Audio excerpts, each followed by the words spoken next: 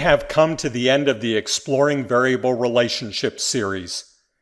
The exploration of variable relationships is in the domain of most research questions, so this has been an important series.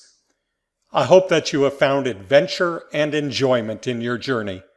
We have learned much, so let's complete the series with a quick review of what we have learned. We began discussing how to determine if there is a relationship among a categorical and a quantitative variable. We detect these relationships by looking for differences in the quantitative variable across the levels of the categorical variable. We can easily detect these differences graphically with side-by-side box plots. Our statistics include a separate 5-number summary for each category of our categorical variable, as well as separate means and standard deviations for these categories. We begin assessing the relationship of two quantitative variables with a scatter plot.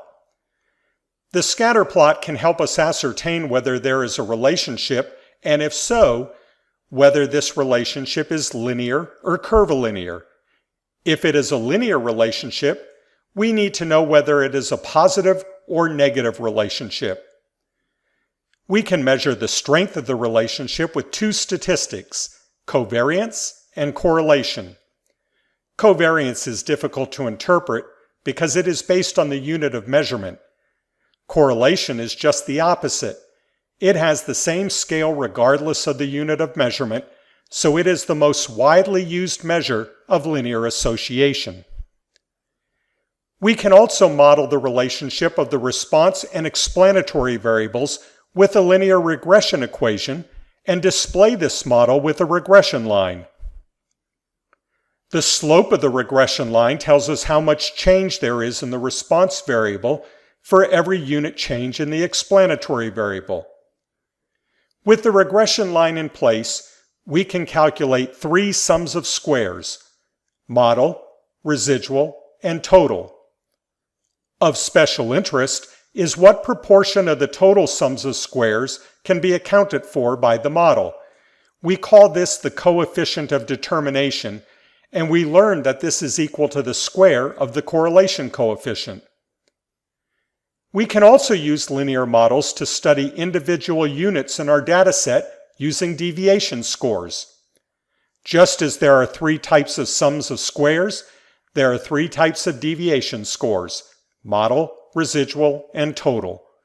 Of these, the residual deviation is the most interesting because it highlights units that do not conform very well to our model and thus may have an interesting story to tell. To look at the relationship among two categorical variables, we displayed conditional proportions in a contingency table.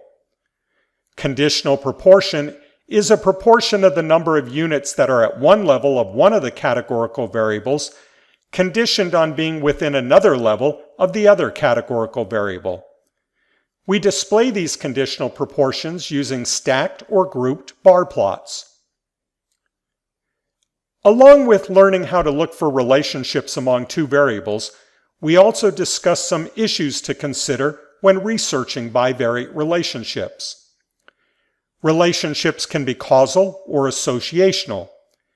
We are looking to determine the influence of an explanatory variable on a response variable, but this influence is not always direct. It sometimes goes through another variable as an indirect influence. These third type of variables are extraneous or lurking or nuisance variables. They sometimes make it appear that there is a cause and effect relationship among our explanatory and response variables, when in fact these variables are simply associated because an extraneous variable is influencing both variables. This can sometimes result in Simpson's paradox, where an analysis of the association among two variables with all the data yields a result that is the opposite of what we obtain when we assess the relationship for different levels of a lurking variable. We briefly discussed that the size of a relationship varies with the unit of analysis. The correlation among two variables when measured with a group of students is likely to be different if we assess the correlation for those two variables for classes, even if those classes contain the same students.